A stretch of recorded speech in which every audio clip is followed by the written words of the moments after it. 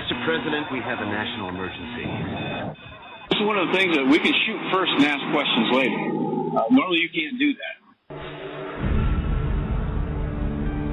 All of a sudden these trees started moving out of the way. They parted for me. And then I came out into this opening, and there where I saw Jesus Christ.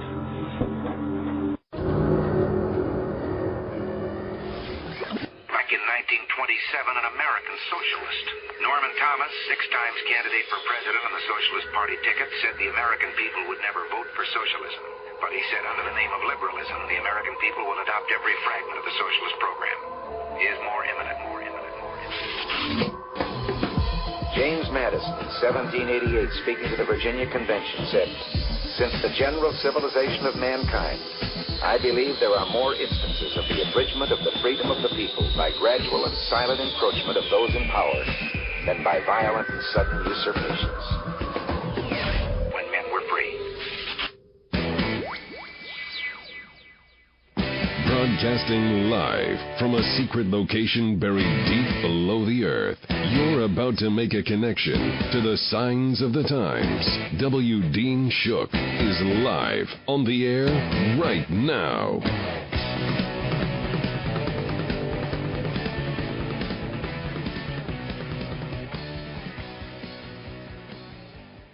Welcome into End Time News. I'm your host, W. Dean Shook. Thank you for being here. And let me say welcome to our national and our international audience and everyone who's listening on the iHeartRadio Network, the Spreaker Radio Network, and, of course, the Blog Talk Radio Network. I want you folks to listen up in the UK, Australia, France, Germany. All of you listen up because as we go through this middle part of the program and beyond, this very much involves all of you, too, since we're going to talk tonight about a global issue which may very well usher in World War III. We're going to take a look at that, look at the history, and look at what's prophesied, what we're told is going to happen, and let's see if they match up. This is going to be an interesting discussion. I hope everyone will stick with me. We're going to start with a history of about the last 100 years, with the beginning of America, because this is really an important starting point. Now, in the spring of 1861, decades of simmering tension between the North and the South in the United States over issues including states' rights versus federal authority. You know, there was a westward expansion of slavery that exploded in the Civil War. The election of an anti-slavery Republican, Abraham Lincoln, as president in 1860 caused even southern states to secede from the Union. They formed what was called Confederate States of America. 4 more joined them after the first shots of the Civil War were fired. 4 years of brutal conflict was marked by historic battles in Bull Run and Chancellorsville, Gettysburg, Vicksburg, and others. The war between the states, the Civil War, pitted neighbor against neighbor, in some cases brother against brother. By the time it ended, in Confederate surrender in 1865, the Civil War proved to be the costliest war ever fought on American soil, with some 620,000 of 2.4 million soldiers killed and millions more injured, and the population of the territory of the South had been devastated. In 1854, U.S. Congress passed the Kansas-Nebraska Act. This essentially opened up new territories to slavery by asserting the rule of popular sovereignty over congressional edict. Pro- and anti-slavery forces struggled violently in what was called the Bleeding of Kansas, while the opposition to the act in the North led to the formation of the Republican Party, a new political entity based on the principle of opposing slavery's extension into Western territories. And after the Supreme Court ruling in the Dred Scott case in 1857 confirmed the legality of slavery in these territories, the abolitionist John Brown's raid at Harper's Ferry in 1959 convinced more and more Southerners that their northern neighbors were really bent on the destruction of this particular institution, being slavery. Lincoln's election in November of 1860 was the final straw. Within 3 months, 7 southern states, South Carolina, Mississippi, Florida, Alabama, Georgia, Louisiana, and Texas has seceded from the United States. In the early mornings of April 12, 1861, rebels opened fire at Fort Sumner at the entrance of the harbor of Charleston, South Carolina. This was the first encounter of what would be the bloodiest war in the history of the United States. After a 34-hour bombardment, Major Robert Anderson surrendered his command to about 85 soldiers to some 5,500 Confederate troops under P.G.T. Beauregard. Within weeks, 4 more southern states, Virginia, Arkansas, Tennessee, and North Carolina, left the Union to join the Confederacy. Now, with war on the land, President Lincoln called for 75,000 militiamen to serve for 3 months. He proclaimed a naval blockade of the Confederate States. Now, although he insisted that they did not legally constitute a sovereign country, but were instead states in rebellion, he also directed the Secretary of the Treasury to advance $2 million to assist in the raising of troops. He suspended the writ of habeas corpus, first along the East Coast and ultimately throughout the country. The Confederate government had previously authorized a call for 100,000 soldiers for at least 6 months of service. This figure was soon increased to 400,000. George B. McClellan, who replaced the aging General Winfield Scott as Supreme Commander of the Union Army at first months of the war, was beloved to his troops, but his reluctance to advance frustrated Lincoln. In the spring of 1862, McClellan finally led his army at the Potomac up the peninsula between the New York and James Rivers. He captured Yorktown on May 4th. The combined forces of Robert E. Lee and Jackson successfully drove back his army in the 7-day battle. Lee then moved his troops northward. He split his men, sending Jackson to meet Pope's forces near Manassas, while he himself moved separately with the second half of the army. On August 29th, his troops, led by John Pope, struck Jackson's forces in the Second Battle of Bull Run. The next day, Lee hit the Federal left flank with a massive assault, driving Pope's men backwards toward Washington. On the heel of this victory at Manassas, Lee began his first Confederate invasion to the north. Despite contradictory orders from Lincoln and Halleck, McClellan was able to reorganize his army and strike at Lee. Now, Lee, having a decisive victory at Antietam, issued a preliminary Emancipation Proclamation, which freed all slaves to the rebellious states after January 1st, 1863. He justified his decision as a wartime measure, but he didn't go as far as to free the slaves in the border states that were loyal to the Union. Still, the Emancipation Proclamation deprived the Confederacy of the bulk of its labor forces. It put international public opinion strongly on the Union side. Some 186,000 black soldiers joined the Union Army by the time the war ended in 1865. 38,000 of them lost their lives. In the spring of 1863, Hooker's plans for a Union offensive were thwarted by a surprise attack by the bulk of Lee's forces, whereupon Hooker pulled his men back to Chancellorsville. The Confederates gained a costly victory in that battle that followed, suffering 13,000 casualties, around 22% of their troops. The Union lost 17,000 men, about 15%. Lee launched another invasion in the north in early June, attacking Union forces commanded by General George Meade on July 1st near Gettysburg in southern Pennsylvania. Over 3 days of fierce fighting, the Confederates were able to push through the Union center and suffered casualties of close to 60%. Meade failed to counterattack, however, and Lee's remaining forces were able to escape into Virginia, ending the last Confederate invasion in the North. Also in 1863, Union forces under Ulysses S. Grant took Vicksburg. This was a victory that would prove to be the turning point of the war for the Western Theater. After a Confederate victory at Chickamauga Creek, Georgia, just south of Chattanooga, Tennessee, in September, Lincoln expanded Grant's command, and he led a reinforced Federal army, including 2 corps from the Army of the Potomac, to victory in Chattanooga in late November. Shortly after the war, it turns out that John Wilkes Booth assassinated President Lincoln at Ford's Theater in Washington on April 14th. At that point, Sherman received Johnston's surrender at Durham Station, North Carolina, on April 26th, effectively ending the Civil War. As a result, the Civil War had more than 620,000 men killed, with millions more injured. And for what? It was for the freedom of America and of all American citizens.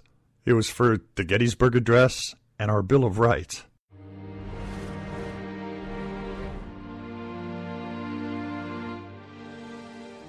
On June 21st, 1788, the Constitution of the United States was ratified, and the nation was born. The ratification process was difficult and often controversial. Many of the Founding Fathers were worried that the Constitution didn't go far enough to limit the power of the federal government and protect the individual liberties of people in America. Some of the founders refused to sign the Constitution without first being assured of an additional Bill of Rights. So, in order to get everyone to agree on the Constitution, a series of 20 amendments were proposed by James Madison and supported by the author of the Declaration of Independence, Thomas Jefferson. 10 of these were sent by Congress to the states on September 25th, 1789. Madison and the other founders knew from experience and history that strong centralized government is a threat to both freedom and prosperity. So the Bill of Rights was created in order to prevent the government from becoming too powerful. But how did James Madison come up with these amendments? To answer that question, we have to understand a little bit about the world in the 18th century. Beginning with the early scientists like Descartes and Isaac Newton in the middle of the 1600s and culminating around the beginning of the 1800s, this historical period is known as the Age of Enlightenment. During this period, Western philosophers advanced the idea that all human beings were born with certain inalienable rights, which should not be infringed by anyone, even governments, lords, and kings. While there are many influential thinkers of this time, including many of the United States founding fathers such as Benjamin Franklin and Thomas Jefferson, it was British philosopher John Locke who first asserted that all people have 3 basic natural rights. First, everyone has a right to their own life. Second, everyone has the right to liberty. Third, everyone has a right to keep and own property. In essence, this means that you should not be murdered, enslaved, or robbed by anyone else, including by agents of the government. American revolutionary Thomas Paine elaborated on Locke's ideas. In his 1791 book, The Rights of Man, Paine wrote, "It is a perversion of terms to say that a charter gives rights. It operates by a contrary effect, that of taking rights away. Rights are inherently in all the inhabitants, but charters, by annulling those rights in the majority, leave the right by exclusion in the hands of a few. They consequently are instruments of injustice." In other words, rights to life, liberty, and property don't come from governments or pieces of paper, but from being human. There were also a few historical precedents established by other documents limiting the powers of government. Examples of these include the Magna Carta of 1215, the English Bill of Rights of 1689, and the Virginia Declaration of Rights in 1776, written by revolutionary George Mason with help from James Madison. The Virginia Declaration became a framework for more than just the Bill of Rights. Its opening words state that all men are by nature equally free and independent and have certain inherent rights. This phrase became the basis for the Declaration of Independence. For many of America's founding fathers, the whole reason for revolution was to obtain the individual sovereignty suggested by those words. Instead of being servants of a king or lord, they believed that everyone should have the right to control their own minds and bodies. This idea was almost completely unheard of in the 18th century. The vast majority of people around the world lived in extreme poverty, while working in service of lords often self-appointed through violent displays of force, or who had been granted authority by kings. Speaking out against the ruling class, organizing protests, or attempting to avoid paying taxes would often result in imprisonment, torture, or execution. In fact, many Enlightenment-era philosophers, such as Voltaire, found their works prohibited by governments all over Europe and even in America. Liberty is often fragile and has many enemies with both good and bad intentions, and it is never guaranteed. Many people throughout recorded history in the United States and around the world have fought and died to obtain equal protection of their rights under the law and the simple freedom to live their lives as they choose. Diverse influences contributed significantly to the creation of the Bill of Rights and its eventual ratification on December 15, 1791. Without the founders' knowledge of philosophy and history and their active involvement in the American Revolution, American citizens today might never have enjoyed the freedom from government restrictions on the rights to speech and association, choice of religion, property ownership, or even the rights to self-defense and fair trials. This unique combination of cultural, historical, and philosophical influences produced what is arguably the most powerful tool for preventing tyranny ever created.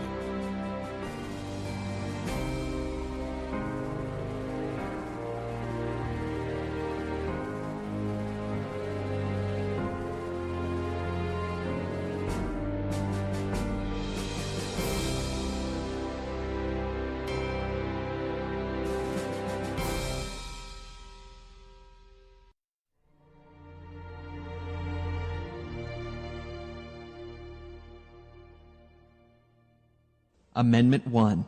Congress shall make no law respecting an establishment of religion, or prohibiting the free exercise thereof, or abridging the freedom of speech, or of the press, or the right of the people peaceably to assemble and to petition the government for a redress of grievances.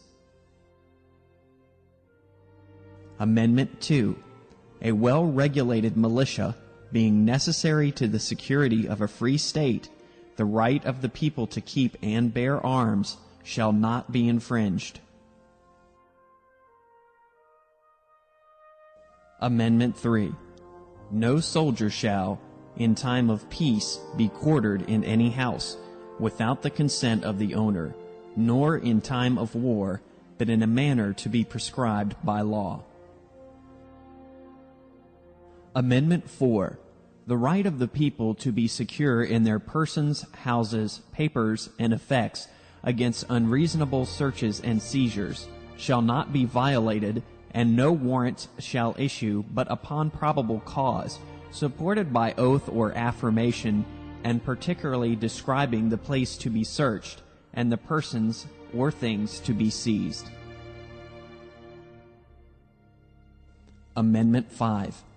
No person shall be held to answer for a capital or otherwise infamous crime, unless on a presentment or indictment of a grand jury, except in cases arising in the land or naval forces, or in the militia, when in actual service in time of war or public danger. Nor shall any person be subject for the same offense to be twice put in jeopardy of life or limb, nor shall be compelled in any criminal case to be a witness against himself, nor be deprived of life, liberty, or property without due process of law, nor shall private property be taken for public use without just compensation. Amendment 6. In all criminal prosecutions, the accused shall enjoy the right to a speedy and public trial by an impartial jury of the state and district wherein the crime shall have been committed, which district shall have been previously ascertained by law, and to be informed of the nature and cause of the accusation, to be confronted with the witnesses against him, to have compulsory process for obtaining witnesses in his favor, and to have the assistance of counsel for his defense. Amendment 7. In suits at common law, where the value in controversy shall exceed $20, the right of trial by jury shall be preserved, and no fact tried by a jury shall be otherwise re-examined in any court of the United States than according to the rules of the common law. Amendment 8. Excessive bail shall not be required, nor excessive fines imposed, nor cruel and unusual punishments inflicted. Amendment 9. The enumeration in the Constitution of certain rights shall not be construed to deny or disparage others retained by the people. Amendment 10. The powers not delegated to the United States by the Constitution, nor prohibited by it to the states, are reserved to the states respectively, or to the people.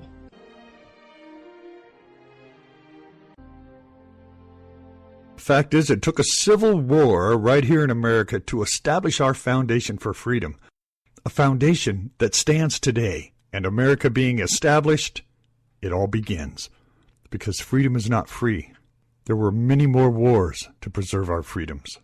World War I followed. Historians say World War I was a senseless war, didn't accomplish anything. I would disagree with that. World War I was a huge leap in military technology. It brought about not only the thirst for bigger, better weapons, but it ushered in a future technology of weapons of mass destruction like the world has never seen before.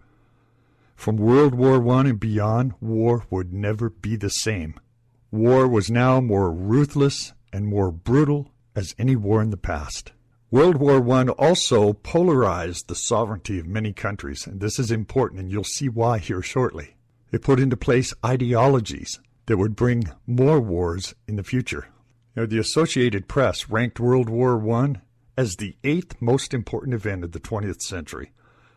In fact, almost everything that subsequently happened occurred because of World War I. The Great Depression, World War II, the Holocaust, the Cold War, the collapse of empires. No event better underscores the utter unpredictability of the future.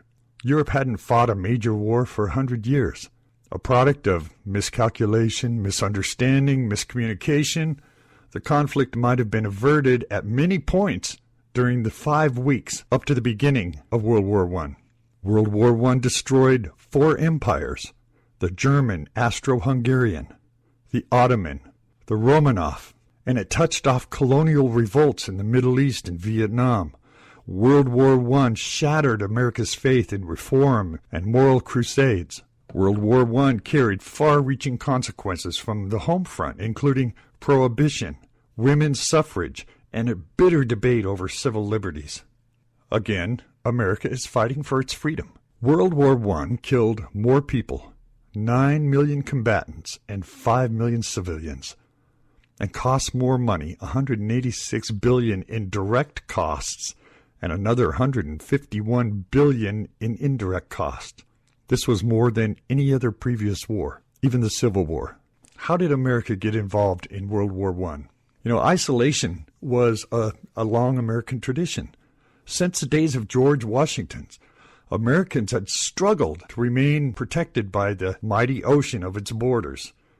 When European conflicts erupted, as they frequently did, many in the United States claimed exceptionalism. America was different. Why get involved in Europe's self-destruction?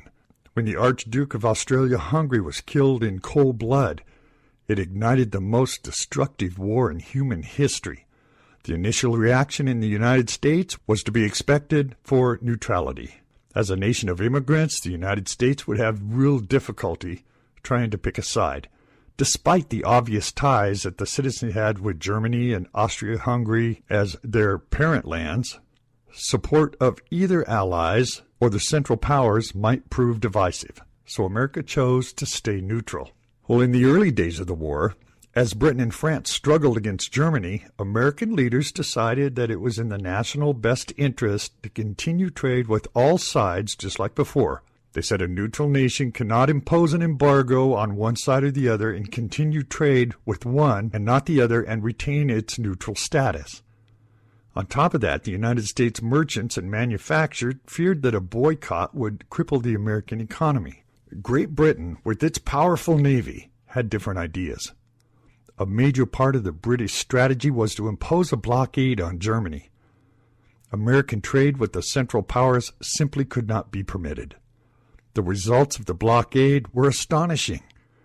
Trade with England and France more than tripled between 1914 and 1916, while trade with Germany was cut by nearly 90%. It was this situation that prompted submarine warfare by the Germans against Americans at sea. After 2.5 years of isolationism, America entered the Great War, World War I. This was triggered by the assassination of Archduke Franz Ferdinand, the heir to the throne of Austro-Hungarian Empire. World War I began in 1914 when Germany invaded Belgium and France. Several events led to the U.S. intervention: the sinking of the Lithuania, a British passenger liner, unrestricted German submarine warfare, and what's called the Zimmermann Note, which revealed a German plot to provoke Mexico to war against the United States. Millions of American men and women were drafted. A Congress created a War Industry Board to coordinate production and a National War Labor Board to unify labor policies. The Treaty of Versailles deprived Germany of territory and forced it to pay reparations. President Wilson agreed to the treaty because it provided for the establishment of a League of Nations. That's important, remember that. But he was unable to persuade the Senate to ratify that particular treaty. So what were the consequences? Nearly 10 million soldiers died. About 21 million were wounded. U.S. deaths totaled 116,000 plus. During this same time, 4 empires collapsed. The Russian Empire in 1917, the German and Austro-Hungarian in 1918, and the Ottoman Empire in 1922. Independent republicans were formed in Australia, Czechoslovakia, Estonia, Hungary, Latvia, Lithuania, and Turkey. Most Arab lands that had been part of the Ottoman Empire came under the control of Britain or France. The Bolsheviks took power in Russia in 1917. Fascists triumphed in Italy in 1922. Other consequences of the war included the mass murder of Armenians in Turkey and an influenza epidemic that killed over 25 million people worldwide. Under the peace settlement, Germany was required to pay reparations, eventually set at about $33 billion. They had to accept responsibility for the war, cede territory to Belgium, Czechoslovakia, Denmark, France, and Poland, give up its overseas colonies, and accept an Allied military force on the west bank of the Rhine River for 15 years. It also ushered in a new kind of war, military firsts. It was the first major war in over 40 years. Both sides had amassed new weapons and new technology that had never been used before in actual combat. This was a new kind of war where soldiers were still learning how to use these weapons. It was a war with many firsts. It was the first time in war the use of tanks and trucks, airships and airplanes, submarines. The first time there was the use of machine guns, long-range artillery, exploding shells designed to do as much damage as possible by flying shrapnel, flamethrowers, and poisonous gas. World War I shaped the 20th century. It launched the United States as a world superpower, and it helped Commonwealth countries like Canada and Australia and New Zealand, and it helped them to find a sense of national identity, which is important, especially when we get to World War II and to the world as we know it today. World War I also fueled the Russian Revolution and her ascent as the world's first communist state. The First World War helped occupy countries like Poland, Yugoslavia, and Hungary to gain their independence, but it also set the stage for World War II only a couple decades later. So what did World War II bring us? World War II was the mightiest struggle mankind has ever seen. It killed more people, cost more money, damaged more property, affected more people, and caused more far-reaching changes in nearly every country than any other war in history. The number of people killed, wounded, or missing between September of 1939 and September of 1945 can never really be calculated. but it's estimated there were more than 55 million people that perished. 55 million. More than 50 countries took part in this war, and the whole world felt its effects. Men fought in almost every part of the world on every continent except Antarctica. Major battlegrounds included Asia, Europe, North Africa, the Atlantic, the Pacific Oceans, the Mediterranean Sea. The United States hoped to stay out of it because it was drawing on its experience from World War I. Congress had passed a series of neutrality acts between 1935 and 1939, which were intended to prevent Americans becoming entangled in these conflicts. Americans in general, however, while not wanting to fight the war, were definitely not neutral in their sympathies and the acts that were manipulated to the frustration of genuine isolationists to lend more support to the Allies than the Axis. Historians don't agree on the exact date when World War II began. Most consider the German invasion of Poland on September 1st of 1939 to be the beginning of the war. Others say that it started when the Japanese invaded Manchuria on September 18th of 31. Others even regard World War I, which culminated in the peace with the Central Powers in 1921 and World War II, as part of the same conflict, with only a breathing spell in between. Well, whichever the case, war officially began on September 1st, 1939, when Germany attacked Poland. Germany then crushed 6 countries in 3 months: Denmark, Norway, Belgium, and Luxembourg, the Netherlands and France, and proceeded to conquer Yugoslavia and Greece. Japan's plans for expansion in the Far East led it to attack Pearl Harbor in December of 1941. This is what brings the United States into the war. By early 1942, all major countries of the world were involved in the most destructive war in history. World War II would go down in the history books as bringing about the downfall of Western Europe as the center of a world power, and leading to the rise of the Soviet Union's Socialist Republic, setting up conditions leading to the Cold War and opening up the nuclear age. So America prepares for war. After the war began in 1939, people in the Americans were divided on whether their country should even take part or stay out. Most Americans hoped the Allies would win, but they also hoped to keep the United States out of the war. The isolationists wanted the country to stay out of the war at almost any cost. Another group, the interventionists, wanted the United States to use all of its power to aid the Allies. Canada declared war on Germany almost at once, while the United States shifted its policy from neutrality to preparedness. It began to expand its armed forces, build defensive plants, and give the Allies all-out aid short of war. President Franklin Roosevelt called upon the United States to be the great arsenal of democracy and supply war materials to the Allies through sales, lease, or loans. The Land Lease Bill became law on March 11, 1941. During the next 4 years, the U.S. Senate sent more than $50 billion worth of war material to the Allies. In 1939, the United States had about 174,000 men in the Army. It had about 126,000 in the Navy, 26,000 in the Army Air Corps, 19,000 in the Marine Corps, and 10,000 in the Coast Guard. That was the size of our Army. At the height of its strength in 1945, the United States had 6 million in the Army, 3,400,000 in the Navy, 2,400,000 in the Army Air Corps, 484,000 in the Marine Corps, and 170,000 in the Coast Guard. In 1939, the United States had about 2,500 airplanes and 760 warships. By 1945, it had 80,000 airplanes and 2,500 warships.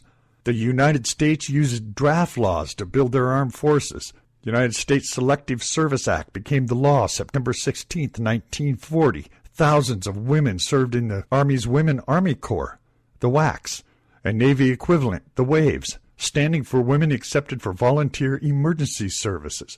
Factories of the United States converted from civilian to war production with amazing speed. Firms that had made vacuum cleaners before the war began to produce machine guns. As men went into armed forces, women took their place in the war plants. By 1943, more than 2 million women were working in American war industries, in shipyards, aircraft plants, Rosie the Riveter became a common sight. Officials discovered that women could perform the duties of 8 or even 10 jobs normally done by men. Urgent requirements for war materials caused many shortages in consumers' goods. Most governments, both Allied and Axis, had to ration the amount of consumer goods each person could use. In the United States, rationed items were meat and butter and sugar, fat, oil, coffee, canned foods, shoes, and gasoline. Congress gave the president power to freeze prices, salaries, and wages at their levels of September 15th, 1942. The United States imposed a special excise tax on such luxury items like jewelry and cosmetics. The government also set up a civil defense system to protect the country from attack. Many cities participated in blackouts, where cities on the Atlantic and Pacific coasts would dim their lights. Ordinarily, the glare from these lights made ships near the shore easy targets for submarines. And in the aftermath of World War II, it brought an end to the Depression everywhere. Industries had been ignited for the production of arms and resources to equip fighting forces. The man behind the gun helped win World War II. People on the home front built weapons, produced food and supplies. They bought war bonds. Historians believe that war production was the key to the Allied victory. The Allies not only mobilized more men and women in their armed forces, but also outproduced the Axis in weapons and machinery. Scientific inventions and discoveries also helped shorten the war. The United States organized its scientific resources in the Office of Scientific Research and Development. That government agency invented or improved such commodities as radar, rocket launchers, jet engines, amphibious assault boats, long-range navigational aids, devices for detecting submarines, and more. Science also made it possible to produce large quantities of penicillin to fight off a wide range of disease, as well as DDT to fight jungle disease that was caused by the insect.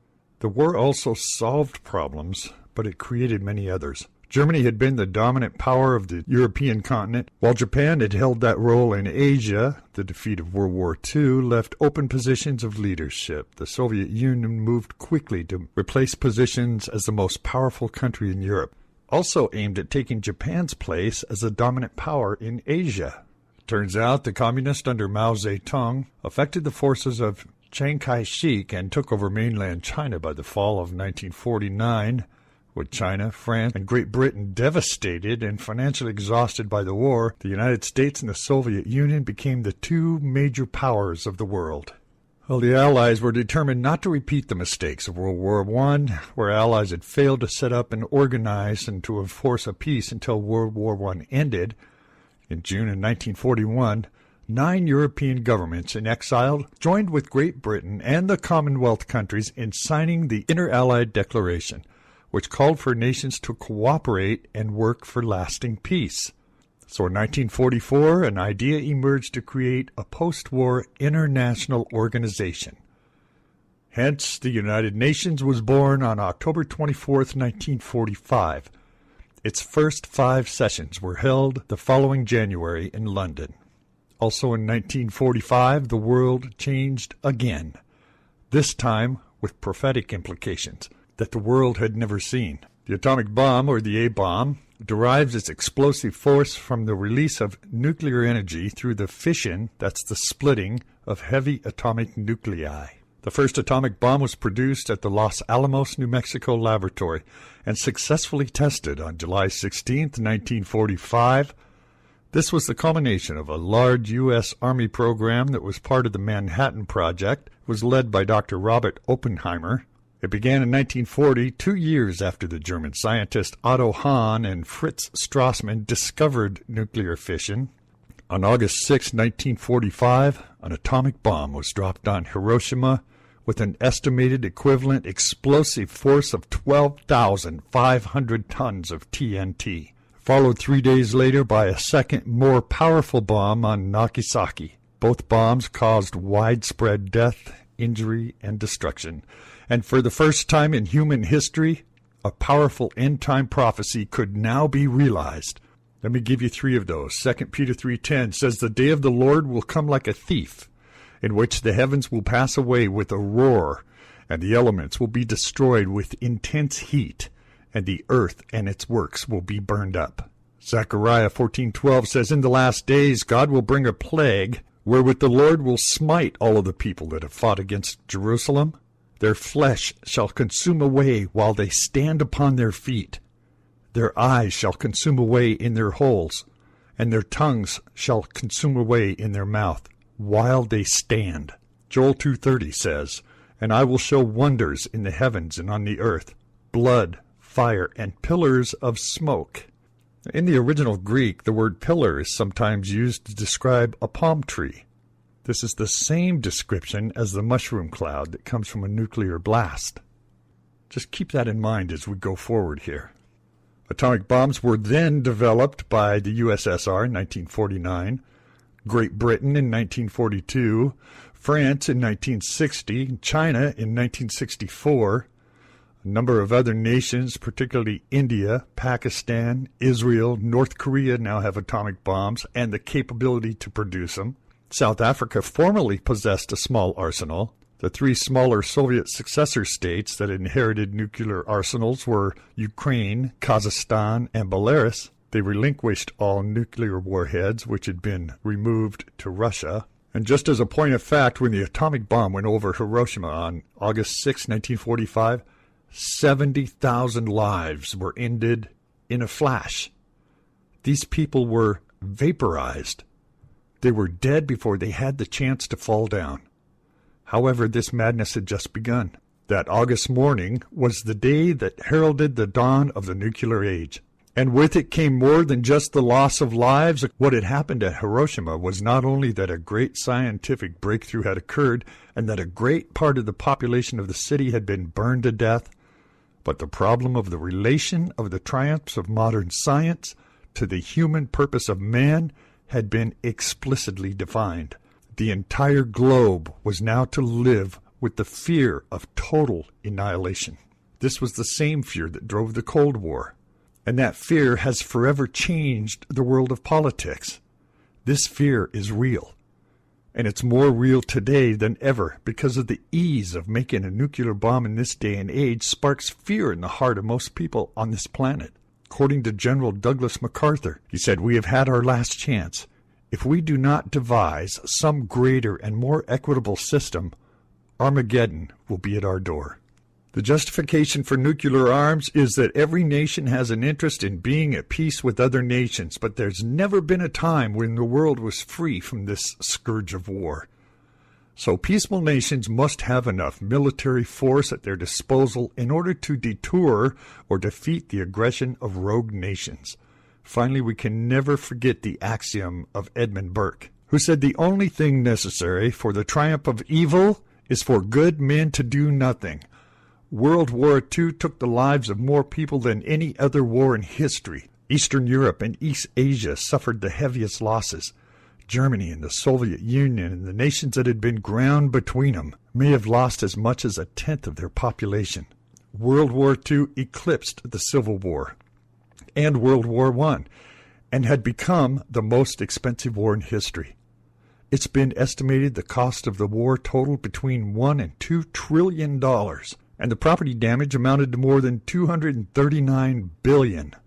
The United States spent about 10 times as much as it had spent in all previous wars put together. The national debt rose at the time from $42 billion in 1940 to $269 billion in 1946. And from here came the idea of this United Nations. Created in 1945, representatives of 50 countries met in San Francisco at the United Nations Conference on International Organization to draw up the United Nations Charter. Those delegates deliberated on the basis of proposals that were worked out by the representatives of China and the Soviet Union, the UK, the United States, and in Dumbarton Oaks, on August of 1944, the charter was signed on 26 June 1945 by the representatives of 50 countries. The United Nations officially came into existence when the charter had been ratified by China and France, Soviet Union. So let's take a look at the United Nations. What does the United Nations say about itself? They say the UN General Assembly is the only universally represented body of the 5 principal organs of the United Nations. The other major bodies are the Security Council, the Economic and Social Council, the International Court of Justice, as delineated in the Charter of the United Nations. The function of the General Assembly is to discuss, debate, and make recommendations on a range of subjects pertaining to international peace and security, including development, disarmament, human rights, international law, peaceful arbitration between disputing nations. It elects the non-permanent members of the Security Council and other bodies, such as the Human Rights Council. It appoints the Secretary General based on the Security Council's recommendations. It considers reports from the other 4 organs of the United Nations. It assesses the financial situation of member states. It approves of the UN budget. That's its most concrete role.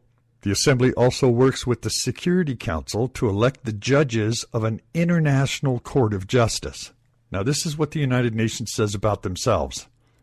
From 1945 to now, what have they become? I'm Ed Griffin. I'm an author, researcher. I've written some books. I've written a book most recently of interest called The Creature from Jekyll Island, a second look at the Federal Reserve System. And I've written other things on the United Nations called The Fearful Master. I wrote a book on natural cancer research and therapy called World Without Cancer. Well, the United Nations is different things to different people. Most people think that the UN is our last best hope for peace. That's the way it was sold to me when I was in school.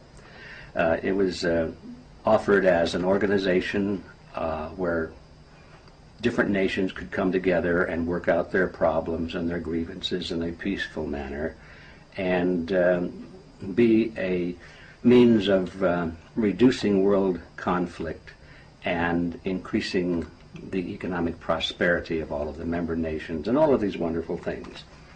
In reality, it turns out to be none of the above.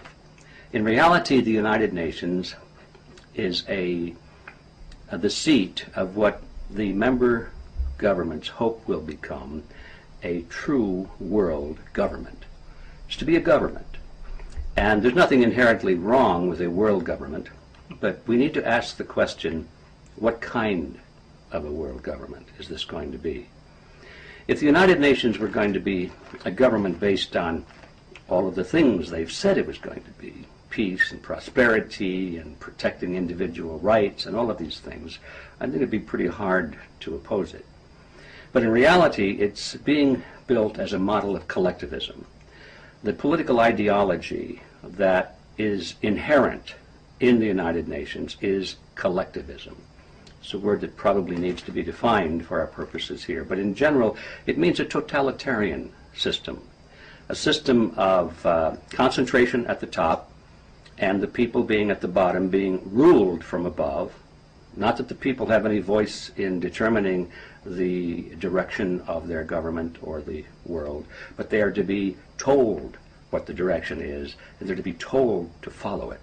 Collectivism is a philosophy of big government and small people, and it's a philosophy that supposedly all of this is being done in the name of society. In other words, it's for the greater good of the greater number, supposedly. And so you're supposed to go along with whatever inconvenience or insult to your freedom comes along, because after all, it's in the greater good of the greater number. And this is the rationale being used, has been used for quite some time, to justify all kinds of horrible atrocities. All the leaders have to do is say, well, it's for the greater good of the greater number. That's the philosophy that's built into the United Nations from top to bottom. And so therefore, the answer to the question, what is the United Nations? The United Nations is a budding or building world totalitarian system. The United States has always been the major supporter and financer of the United Nations. So you'd have to say that the key people behind the United Nations are the globalists, I think is the best word to use to describe them, in the United States. Now, who are they? They would be politicians, they would be people in the State Department, they would be international financiers. You must remember, for example, that the land where the United Nations is seated was purchased by the Rockefellers and donated to the United Nations. Well, they didn't do that as a means of being great humanitarians, although that's the image that many people have. They did because they had a keen interest in building this new world order, and they thought this would be the seat for it, and so that's why they did that. So the people behind it in the United States are the international financiers who are located here, primarily the Rockefeller Group, and what's left of the old J.P. Morgan Group, and some of the larger banks.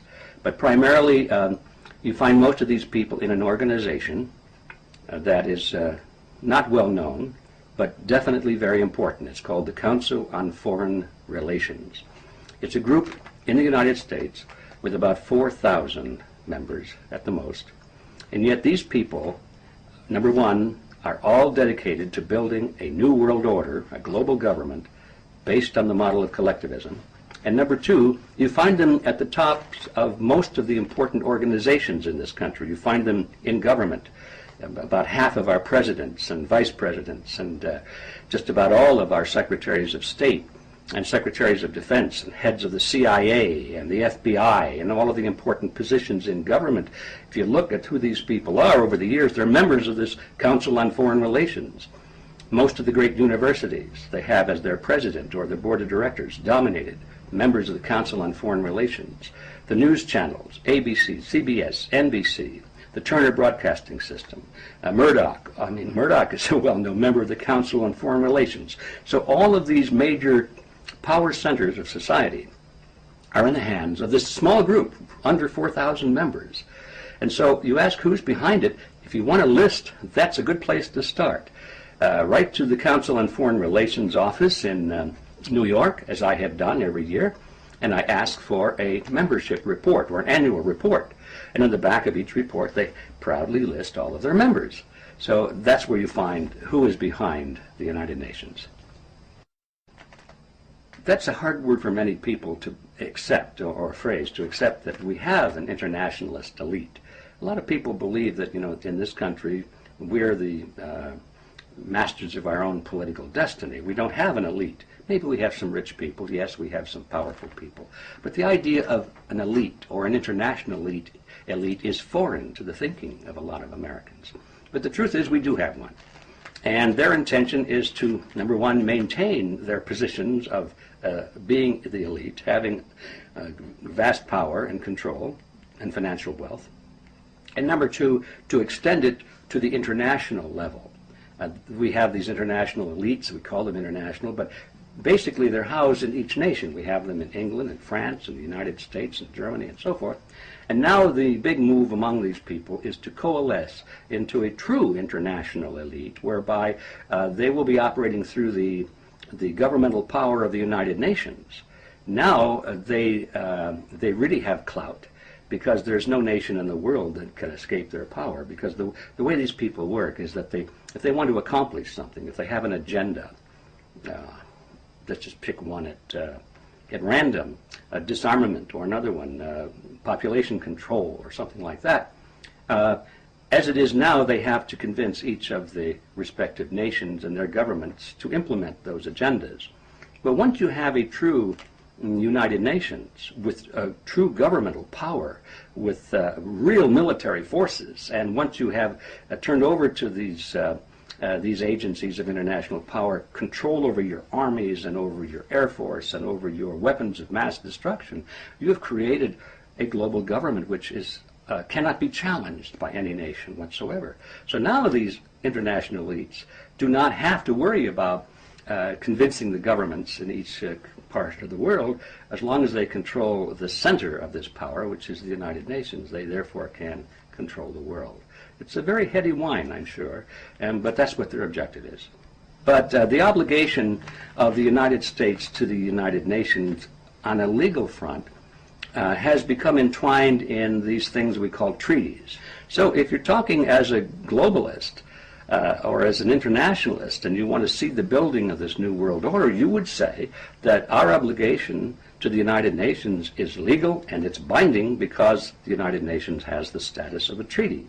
And then we have all these sub-treaties that follow along after it, NAFTA and GATT, and all of these organizations that are created. Those are all based on treaty agreements.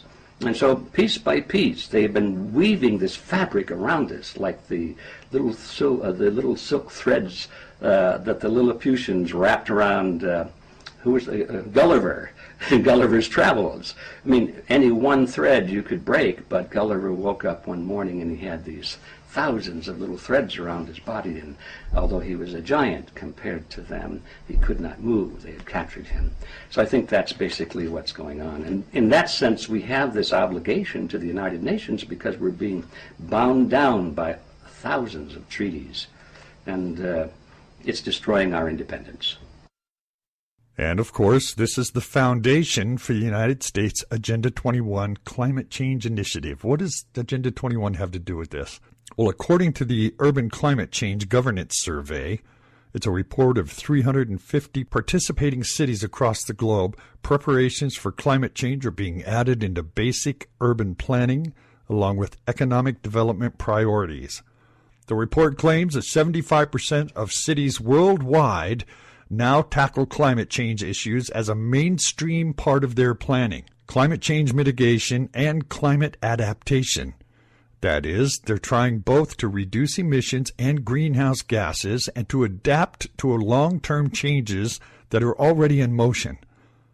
Only 21% of cities report tangible connections between the response to climate change and achieving other local development goals.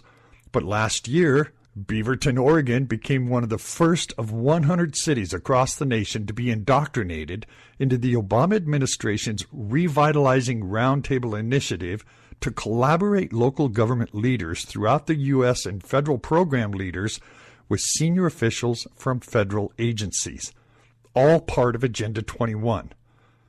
The city of Beaverton was awarded $1.6 million from the Centers for Disease Control and Prevention under the Community Transformation Program to construct a new governmental health center for the local community to utilize.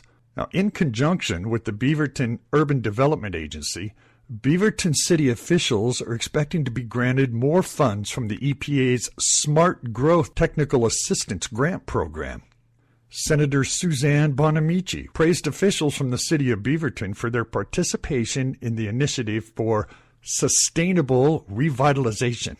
In the report, commissioned by Nexus Community Partners entitled Engaging Communities for Sustainable Revitalization, Key Trends are strategies and recommendations that focus on addressing social and economic changes in urban cities across the nation must be directed to the engagement of community revitalization. Through sustainability as a core philosophy, a coercion of community participation, residents of any city that could be made to accept a lifestyle in a density population urban center under the pretext of environmental consciousness. In conjunction with the Beaverton Urban Redevelopment Agency, in a report commissioned by Nexus Community Partners entitled Engaging Community for Sustainable Redevelopment, Revitalization, Key Trends, Strategies, and Recommendations, the focus of addressing social and economic changes, schemes were devised to provide for trust building with a focus on public and public-private partnerships, which is Agenda 21 language, to facilitate sustainable business development and indoctrinate the ideology of Agenda 21 into the social fabric for future projects. Now, this is not conspiracy theory. I know this is true because I live here. I broadcast from Oregon. Beaverton is not far from where I live. Here's a brief breakdown of Agenda 21. Please listen to this clip. What is Agenda 21? The constitutionalist movement has heard vague echoes in recent years about a threat to the free economy from this Agenda 21.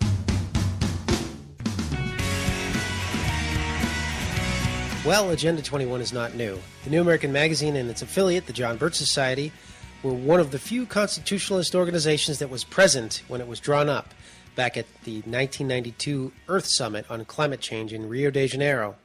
The summit, organized by the United Nations, brought together the most extreme environmental activists from around the world to deal with the supposed threat from global warming. and Agenda 21 was the document they drew up. The New Americans' William F. Jasper attended the conference as a reporter and was able to report on events at the Rio Summit as they happened. And he's been reporting on them for some 20 years ever since, including the Wildlands Project, which would take most of America outside of the habitable zone for human beings in order to make room for the animals. What came out of this Rio Summit in 1992 was summed up by the radical environmentalists themselves.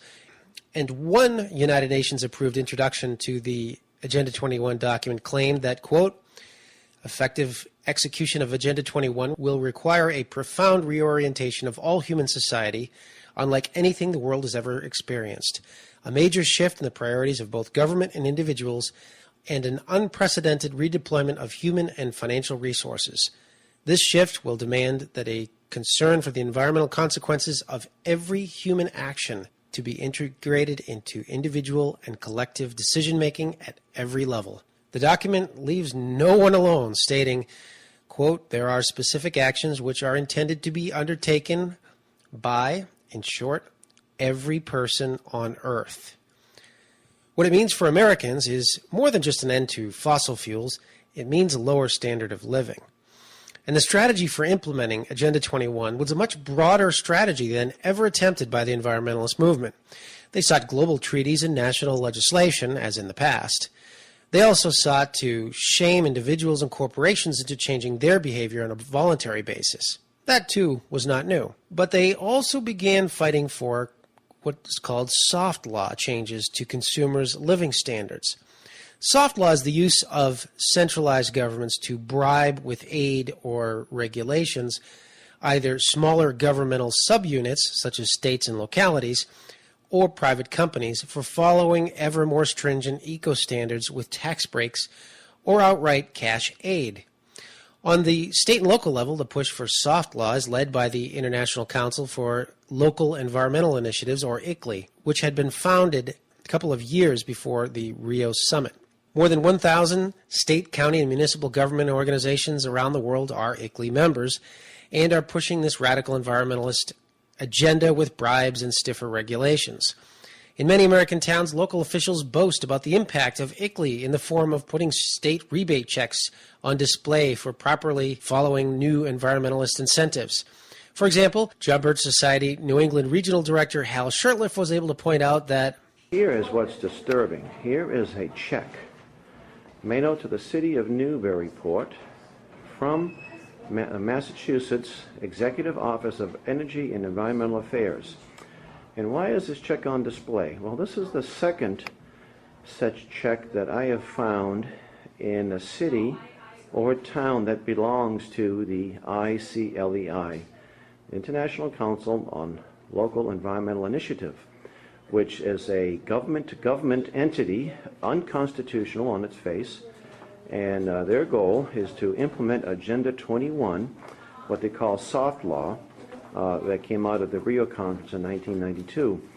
Very hostile to property rights, freedoms, and any town or city official who thinks somehow being part of this is going to help the communities is gravely mistaken. ICLEI has become a big part of the subsidy and regulation regime on the state and local level, but it's not the only part of the eco-subsidy agenda. That also extends to the White House, where President Obama has called for government to start picking winners and losers in the markets for more energy-efficient products. President Obama boasted in his May 6, 2011 weekly address that, but over the long term, the only way we can avoid being held hostage to the ups and downs of oil prices is if we reduce our dependence on oil. That means investing in clean, alternative sources of energy, like advanced biofuels and natural gas. And that means making cars and trucks and buses that use less oil. Other countries know this, and they're going all in to invest in clean energy technologies and clean energy jobs. This is part of the reason why huge corporations such as General Electric were able to claim a $3.25 billion tax credit in 2010, paying no corporate income taxes that year. GE cashed in on federal tax credits for green projects, such as its wind turbine project. Of course, nobody objects to private companies offering more fuel-efficient automobiles or creating products that don't fill up landfills. The problem with ICLEI and Agenda 21 is that they primarily seek governments to pick the winners and the losers in the marketplace. Governments usually pick the wrong winners. That was the lesson from the housing bubble of the last decade. The federal government promoted home ownership by subsidies, tax credits, and suppression of interest rates, and crashed the whole economy. Government doing the same thing on green jobs will do the same thing to the economy on a much larger scale. Agenda 21 is based on man-made global warming. Without it, Agenda 21 would be null and void. So you can see why they work so hard to make sure the idea of man-made global warming is made to be true. This would set up the United Nations as a global governing power with global control and international laws and courts. It would all be enforced on a community level, just to make sure every single person in the world had no way to avoid it. All of this could be the final setup for a one world leader. If they have international courts, international laws, if one person took control of the UN under Agenda 21, he would be a one world leader who would have the power to make or break peace treaties. After all, the United Nations says peace through global laws and global courts is one of their main goals. If you remember, about a week ago, I reported that there's a move to replace the U.S. passport with a regional passport, a North American passport for America, Canada, Mexico, and Cuba. America would have to give up her sovereignty to do that. This means all of the lives lost, sacrificed for our freedom since the Civil War through right now would be wasted. Our fathers, grandfathers, great-grandfathers will have died for nothing. If this comes about, we will have a ready-to-go system to fulfill another end-time prophecy, a one-world leader, a one-world government, this new world order. This is what the prophecy calls the Antichrist, this one-world leader, because he will be against everything that's good and decent. Revelation 13:5 speaks of this time of a great tribulation of 42 months. That's 7 years. And power was given unto him to continue 42 months. Listen to this clip from Dave Reagan. I see us on the threshold of the tribulation. There are 4 key prophecies concerning the end times. One is that the Jewish people are going to be regathered from the 4 corners of the earth. That took place beginning in the 1880s and going through the 20th century. Second, that the state of Israel is going to be reestablished, which occurred on May 14, 1948. The third, that the Jews would reoccupy the city of Jerusalem, which occurred on June the 6th, 1967. And the fourth prophecy, that all the world would come together against Israel over the issue of Jerusalem. That's where we are right now. And that means we are right on the threshold of the tribulation. 2 Thessalonians says this, "Let no one deceive you in any way, for the day will not come unless the rebellion comes first, and the man of lawlessness is revealed, the son of destruction, who opposes and exalts himself against every so-called God or object of worship, so that he takes his seat in the temple of God, proclaiming himself to be God. He will speak against the Most High. He will oppress the holy people and try to change the set times and the laws. The holy people will be delivered unto his hand for a time, times, and a half a time." Now we know that a time is a year. Times, plural, is 2 years. A half a time is a half a year. They're saying that in this 7-year period, he will have dominion for half of this. He will have power over every nation, kindred, and tongue. He will be a one-world leader. Now, through the last 100 years, through all of these wars especially, not only have we gained in power to actually destroy the earth probably 2 or 3 times over, but we have also set it up to a point where this could actually happen, where one person could actually be in control of the entire world. If they can set up Agenda 21, sustainable development through climate change, and force everybody into this, with one world leader, he would have the power to do this. He could change the times and the laws. The Bible warns that the wrath of God will be poured out on unrepentant sinners. These judgments described in Revelation include worldwide war, both conventional and nuclear, famine, plagues, wild animals attacking humans, meteor impacts, massive global earthquakes, and the start of these terrible judgments commence at the beginning of this 7-year trial period, which is marked by the signing of a 7-year peace treaty between the Antichrist and Israel, because all of this is going to happen in the Middle East. And everyone knows right now the Middle East is upside down. If Iran gets a nuclear weapon, it'll start an arms race of nuclear weapons over there with a bunch of ideologues who want to kill everybody. It also says this tribulation period is divided in 2 halves, each in 3.5-year lengths. The second half of the 7-year tribulation period will be even worse than the first half. It's a time known as the Great Tribulation. The great 3.5 years will begin the Antichrist's violation of the treaty that he signs with Israel. The last 100 years plus have been like no other 100-year period in human history. End-time prophecy in the last 100 years has come to pass more than any other time. Now, if you're one who says you don't believe all of this end-time stuff is going to happen, then you must believe that the nuclear age, terrorist nations like Iran about to get the bomb, United Nations so close to global control, financial system out of control all over the world, they're genetically modifying our food, the world's moral collapse, all kinds of disease mutating all over the world, Fukushima radiating our Pacific Ocean. You must think all of this is just going to go away. The Middle East and Russia and the Western nations will frolic in a field of daisy, holding hands and singing Kumbaya.